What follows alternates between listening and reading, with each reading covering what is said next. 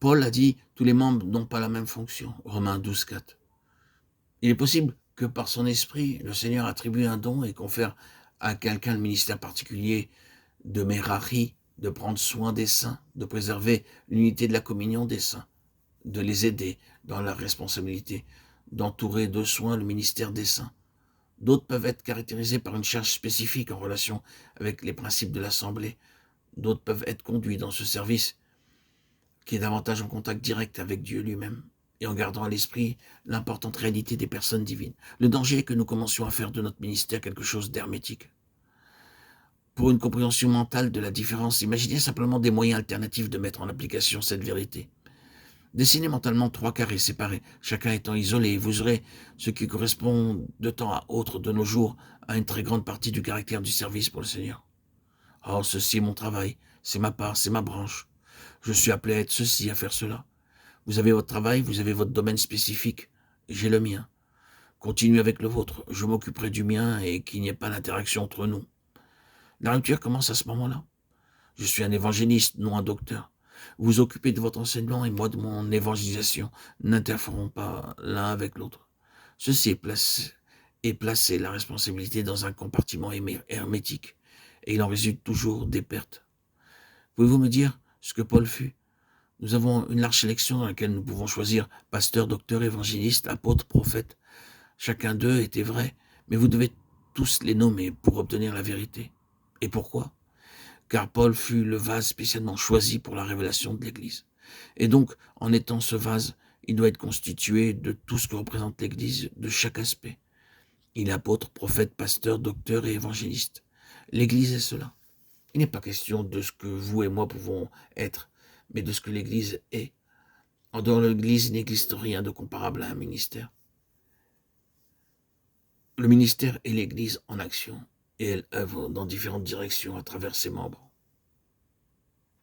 Mais c'est l'Église du Nouveau Testament.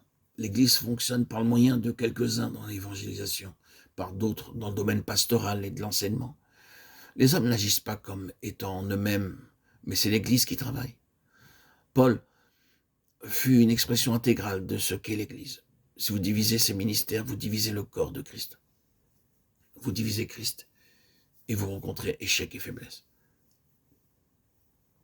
À présent, imaginez un autre dessin de cela. Dessinez un cercle et partagez-les en 3.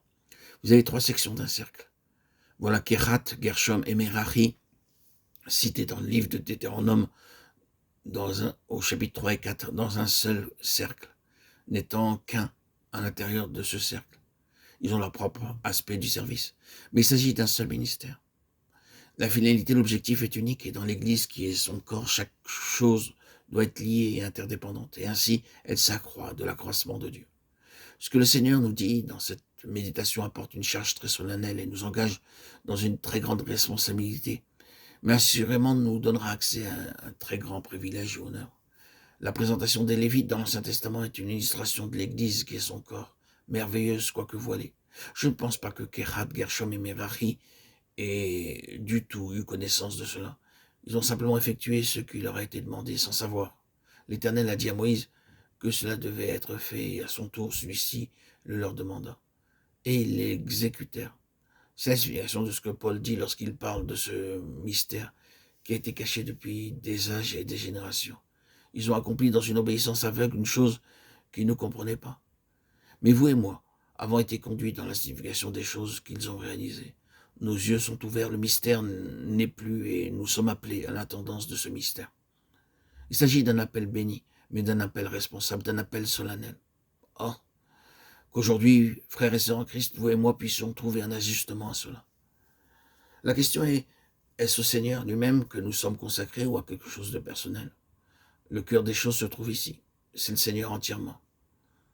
Souhaitons que notre obéissance soit aussi absolue que fut celle de ses fils d'Aaron, de ses Lévites, même si elle doit être aveugle, jusqu'à ce que nous en recevions la compréhension, parce que le Seigneur nous appelle à cela. Mais une obéissance aveugle n'est pas nécessaire. Et assurément, après ce message, nous avons la lumière pour obéir. Nous voyons pourquoi et avec quoi cela consiste, et avec quoi cela est en relation. Vous êtes venus à l'Assemblée universelle et l'Église des premiers-nés, dont les noms sont inscrits dans les cieux.